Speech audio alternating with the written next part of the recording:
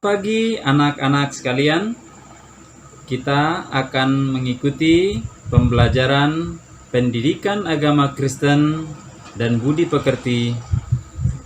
Biarlah pelajaran kita bermanfaat bagi kehidupan kita. Sebelumnya kita berdoa. Terima kasih Tuhan Yesus untuk kesempatan kali ini kami bisa belajar dan kami mau lebih mengenal Tuhan dan lebih memahami firman-Mu. Kemuliaan hanya bagi-Mu Tuhan Yesus. Haleluya. Amin. Baik, kita akan belajar di part 1. Tuhan berkuasa menciptakan iklim. Pada pembelajaran ini kita akan belajar iklim-iklim yang Tuhan ciptakan di seluruh dunia. Ya, bagaimana Tuhan menciptakan sangat sempurna. Ya anak-anak ya. Baik, kita persiapkan hati dan pikiran kita. Baik, seperti biasa anak-anak, kita akan membaca Alkitab sebagai perenungan bagi kita pada hari ini. Mari buka Mazmur 74 ayat 15 sampai dengan 17. Mazmur 74 ayat 15 sampai dengan 17. Ya, sudah ketemu anak?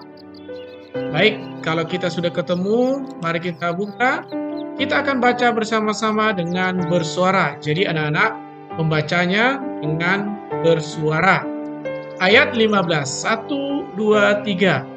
Engkaulah yang membelah mata air dan sungai. Engkaulah yang mengeringkan sungai-sungai yang selalu mengalir. Ayat 16. Punyamulah siang, punyamulah juga malam. Engkaulah yang menaruh benda penerang dan matahari. Ayat 17, Engkaulah yang menetapkan segala batas bumi, musim kemarau dan musim hujan, Engkaulah yang membuatnya. Jadi kalau kita melihat di sini Allah yang berkuasa menciptakan, ya baik itu mengeringkan sungai, mau mengisi sungai dengan air, ya yang menciptakan benda-benda penerang maupun iklim yang ada di muka bumi ini. Jadi kita melihat bagaimana Tuhan berkuasa atas segala apa yang ada di alam raya ini, termasuk di bumi ini. Ya anak-anak ya? Oke, kita lanjut pelajaran kita. Sebelum kita melanjutkan pelajaran kita ini, saya sarankan anak-anak terlebih dahulu membaca Kitab Kejadian 1 ayat 1 sampai dengan 10. Ya, anak-anak, Bapak sarankan sebelum melanjutkan pembelajaran ini, anak-anak boleh pause dulu videonya, membaca Kitab Kejadian 1 ayat 1 sampai dengan 10. Setelah itu dibaca Matius 8 ayat 23 sampai dengan 27. Matius 8 ayat 23 sampai dengan 27. Nah, anak-anak setelah membacanya, kita lanjutkan pelajaran kita. Allah menciptakan seluruh alam semesta selama 6 hari, termasuk iklim di dalamnya. Nah, anak-anak pasti sudah belajar ya di kelas 1. Allah menciptakan seluruh alam semesta ini selama 6 hari, termasuk manusia dan iklim yang kita pelajari pada saat ini. Ya, selama 6 hari. Nah, pada hari yang ke-7, Bapak mengingatkan lagi, Allah beristirahat, kita pergi ke gereja untuk beribadah. Ya. Nah, Tuhan menciptakan semua musim atau iklim di muka bumi. Contohnya apa? Ya, musim panas, ya, musim dingin. Tuhan ciptakan semuanya itu. Terus kemarau, musim semi. Nah, apalagi musim gugur juga ada, musim hujan juga ada. Nah, Tuhan menciptakan seluruh musim ini. Musim panas, musim dingin, kemarau, semi, gugur, hujan, salju, ya. Nah, pertanyaannya, di Indonesia ada salju nggak? Ada Pak, di mall sana ada. Ya, tuh salju buatan. Tapi salju abadi ada nggak di Indonesia? Pertanyaannya, anak-anak boleh bisa jawab? Ada, di Indonesia ada salju. Di Indonesia salju itu di mana? Ada di Papua, ya. Tepatnya di Gunung Jayawijaya. Di situ ada salju. Jadi nggak usah pergi jauh-jauh ke Eropa atau ke kutub. Di Indonesia sendiri ada salju sebenarnya ya, tapi memang kita yang ada di Sumatera atau di Indonesia Tengah ataupun di Timur sebagian belum pernah ke sana ya, karena jauh tempatnya itu. Nah, kita lanjut pelajaran kita. Tuhan berkuasa atas musim dan gejala alam. Ya, jadi Tuhan berkuasa semua musim dan kejadian-kejadian alam yang ada di muka bumi ini. Itu semua Tuhan bisa kendalikan. Ya, coba kalau kita buka dari kitab Matius 8 ayat 23 sampai 27 tadi, Yesus berkuasa atas badai. Ya, kalau kita melihat Yesus berkuasa meredakan angin ribut. Bahkan Yesus berkuasa mendatangkan hujan. Ya, coba perhatikan. Ya, ini angin ribut diredakan. Bahkan angin topan pun tunduk atas perintah Yesus. Ketika Yesus ada di Danau Galilea, mereka menyeberang, murid-murid sangat ketakutan. Tapi Yesus ketika bangun, dia mengatakan, diam dan tenanglah. Maka badai itu semua tiba-tiba diam. Ya, tiba-tiba diam dan tadinya sudah gelap, terang kembali. Pada saat itu memang masih siang, ya kejadiannya. Tapi Tuhan bisa meredakan semuanya itu dan hujan, badai, angin, topan, semua berhenti. Tuhan bisa atur semuanya itu. Tuhan bisa berhentikan. Apalagi masalah yang kita hadapi saat ini. Corona bisa Tuhan hentikan. Tapi adakah kita mau berdoa sama Tuhan? Itu yang sekarang. Datang merendahkan diri di hadapan Tuhan. Dan anak kita datang merendahkan diri sama Tuhan. Kita minta Tuhan tolong supaya bumi ini lepas dari corona ya COVID ya. Nah, Tuhan yang menciptakan siang dan malam. Betul, kita lihat di 6 hari penciptaan, di salah satu hari itu atau periode atau masa pada saat itu, Allah menciptakan siang dan malam. Ya, Tuhan yang menjadikan hujan, betul. Menjadikan kemarau juga Tuhan. Mendatangkan salju Tuhan. Mendatangkan topan pun Tuhan. Yang menghentikan itu semua pun Tuhan. Ya. Nah, iklim yang ada ini itu semua Tuhan yang mengatur. Ya, Bapak berulang-ulang tadi sampaikan bahwa semua kejadian alam ini semua Tuhan yang mengatur. Ya, saatnya untuk like dulu dan kalau belum subscribe, di-subscribe dulu kalau masih merah ya, dipadamkan merahnya. Terus di-share video ini nanti ke teman-temannya supaya teman-teman yang lain-lain dapat belajar pendidikan agama Kristen untuk kelas 3 dan ada kelas 1, kelas 2, 4, 5, dan 6. Nah, Bapak mengingatkan kepada anak-anak yang saat ini sedang belajar, murid kami, untuk mengisi daftar hadirnya di kolom komentar ya saat ini supaya tidak kelupaan nanti Bapak bisa melihat siapa yang sudah mengikuti pelajaran hari ini. Baik, kita akan lanjutkan pelajaran kita. Ya, kita akan belajar musim panas dan musim hujan. Coba kita perhatikan pada gambar ini. Ya, ini gambar apa? Hujan. Ya, hujan, musim hujan. Pasti kalau hujan itu pasti musim hujan ya.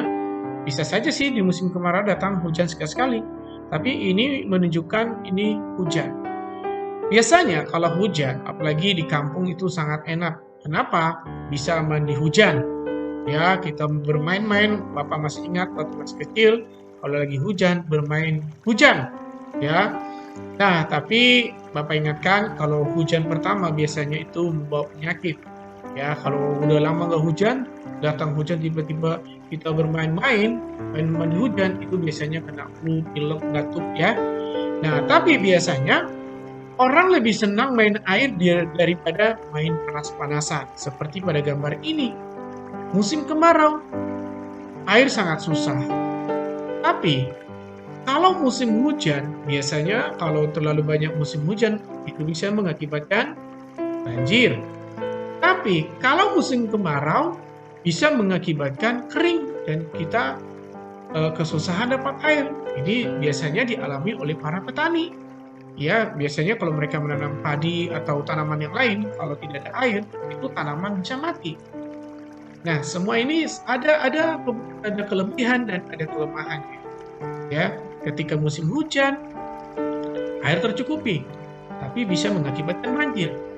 Ketika musim kemarau, tidak ada banjir, tapi kekurangan air. Nah, ini semua ada dampak negatif, ada dampak positifnya. Itu Tuhan semua atur. Ada saatnya kalau musim hujan, kita bisa bercocok tanam. Di musim kemarau boleh kita istirahat. Itu maksudnya di situ. Ya. Nah, Indonesia berada di garis khatulistiwa. Artinya, Indonesia memiliki iklim tropis. Maksudnya tropis itu yaitu suhu udara yang tinggi karena selalu mendapat sinar matahari. Curah hujan yang tinggi dan lebih sering dibandingkan daerah yang lain, contohnya negara-negara lain ya. Serta suhu udara yang lebih hangat dengan suhu rata-rata tahunan mencapai 30 derajat Celcius. Bahkan Indonesia bisa mencapai 34 derajat ya. Atau Indonesia bisa kalau malam hari bisa 26 derajat. Itulah yang sebabnya Indonesia memiliki dua iklim, yaitu hujan dan kemarau. Ya, biasanya musim hujan itu memasuki di bulan Oktober biasanya ya, sampai dengan bulan Maret ataupun April masih hujan. Nah, setelah itu baru ada musim kemarau biasanya di Agustus itu atau Juli biasanya kita mengalami kekeringan. Ya, tapi saat-saat ini Bapak melihat di Jakarta ada kadang hujan, kadang panas, ya. Baik. Di bumi memiliki berbagai macam iklim. Ya, kita akan melihat iklim apa saja sih yang ada Tuhan ciptakan di bumi ini. Nah, tadi kan kita melihat Indonesia ada di iklim tropis, kemarau dan hujan. Negara apa saja lagi? Malaysia, Singapura, ya, Thailand, Filipina, ataupun negara-negara yang masuk di Asia Tenggara, ya, itu mengalami iklim tropis karena berada di tengah-tengah bumi, ya. Terus iklim apa lagi? Subtropis, tidak terlalu panas dan tidak terlalu dingin. Itu berada di negara Cina, ya, tidak panas tidak dingin, Korea Utara dan Selatan ataupun Jepang. Kadang juga datang salju, ya, kadang-kadang ya. Itu yang disebut dengan subtropis. Bisa dingin, bisa panas. Bisa terlalu dingin, bisa terlalu panas. Nah, itu. Terus iklim sedang, ya, bisa panas atau musim dingin. Contohnya di Inggris, di Jerman, Prancis, ya, dan negara lain-lain yang berada di wilayah sana yang berdekatan, ya. Terus iklim kutub. Nah, ini yang agak ekstrim. Iklim kutub ini berarti dingin, di mana panas matahari hanya sedikit. Jadi kalau datang matahari hanya sebentar melewati negara-negara yang berada di wilayah kutub. Ya, biasanya bahkan ada satu negara, satu tahun itu bisa panas matahari atau siang itu bisa hanya beberapa jam atau hanya 3 hari. Ya, lainnya itu semua dingin, bisa gelap, ada itu di wilayah kutub ya. Nah, ini beberapa iklim yang ada di muka bumi ini yang Tuhan ciptakan. Nah, alangkah bersyukurnya kita ada di negara Indonesia. Hanya ada hujan dan kemarau. Coba bayangkan kalau iklim ini tidak beraturan, Tuhan tidak atur semuanya. Tiba-tiba di Indonesia panas hari ini, besok tiba-tiba turun salju, apa yang terjadi? Bisa-bisa di Indonesia banyak orang yang akan mengalami kematian karena kedinginan. Ya, demikian juga hanya di negara Rusia. Pada saat hari ini, contohnya pada saat ini salju tebal, besok tiba-tiba panasnya luar biasa. Apa yang terjadi? Bisa mengalami, mereka juga akan mengalami yang tadinya dingin, tiba-tiba kepanasan. Nggak tahu apa yang terjadi. Ya, ini semua sudah Tuhan atur supaya tubuh kita bisa menyesuaikan. Pak, bisa nggak kita pergi ke negara kutub? Bisa. Tapi kita harus menggunakan pakaian yang sangat tebal. Nah, tapi kalau orang-orang yang dari kutub sana datang ke Indonesia, mereka akan mengalami yang namanya kepanasan. Karena mereka biasanya mengalami dingin tubuhnya mereka, sudah menyesuaikan. Bapak pernah mengalami pergi ke wilayah Timur Tengah pada saat itu musim salju. Ya, sana Bapak mengalami kedinginan yang sangat luar biasa karena pas musim salju. Tapi karena beberapa hari kita di sana, lama-lama kita menyesuaikan tubuh kita. Tubuh kita menyesuaikan ya. Nah, inti dari pelajaran di sini pada saat ini, kita sebagai warga negara Indonesia, bersyukurlah kita hidup di iklim tropis yang cocok dengan tubuh kita. Ini semua karena kasih karunia Tuhan bagi kita. Sekali lagi, bersyukurlah kita hidup di iklim tropis yang cocok dengan tubuh kita. Ini semua karena kasih karunia Tuhan bagi kita. Tuhan Yesus memberkati. Demikianlah pembelajaran kita pendidikan agama Kristen hari ini. Kita akan bertemu lagi di pembelajaran selanjutnya. Tuhan memberkati. Shalom.